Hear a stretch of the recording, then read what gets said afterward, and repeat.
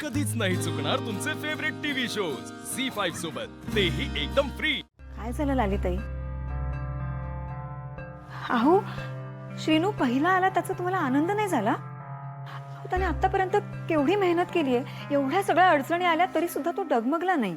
नाही गो, श्रीनू पहिलो इलो त्याचो आनंद हा माका, पण निशीचा सगळा मार्गी लागल्याशिवाय ना तो आनंद मी नाही साजरा करू शकत। काय म्हणजे घरात आनंद साजरा करायचा ना तर घरातली सगळी पोरा बाळा ना आनंदात होई, नाहीतर त्या आनंदाचा फायदा काय? बरोबर आहे तुमचं लालिताई, एक सुखात एक दुःखात नाही बघू शकत आपण।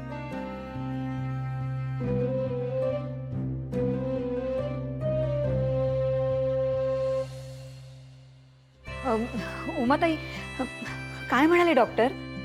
निशी कशी आहे? बाळ कसं आहे? सगळं व्यवस्थित आहे ना? काय गो उमा, ठीक आहे ना सगळा? हा, काय म्हणाले डॉक्टर? सगळं व्यवस्थित आहे, फक्त निशिक थोडी जास्त काळजी घेऊ हवी। निशी, जा तू आराम कर जा।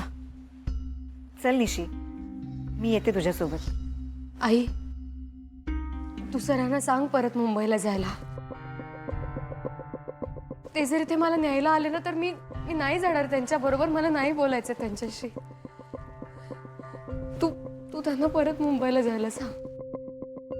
तर काही झालं तरी आमची भेट होता कामा नये। तू जा आराम कर जा, जा आज जा।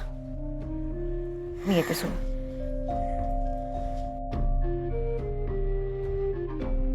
म्हणजे आपली भीती खरीच ठरली तर? होलाली आत्या, नीरज वाटेत आमची वाट बघत उभा होता। आय थिंक तो समोर राहून घराकडे लक्ष देतोय, म्हणजे जेव्हा जेव्हा निशी बाहेर येईल तेव्हा तो तिला भेटू शकतो। येऊ दे, काय करायचं ना आता करू दे त्याका बाहेर, हा? पण एक नक्की, मी त्याका घरात येऊ द्यायचे नाही। हा,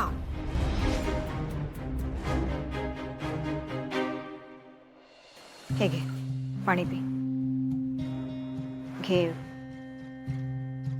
आत्ताच प्रवासातून आलीयस ना, जास्त दगदग करू नकोस।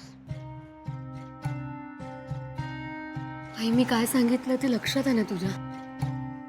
ह्या बघ निशी, मका असं वाटतं की तू नीरज रावांका एकदा भेटावस, जा हात तर त्यांच्याशी बोलून घ्यावस।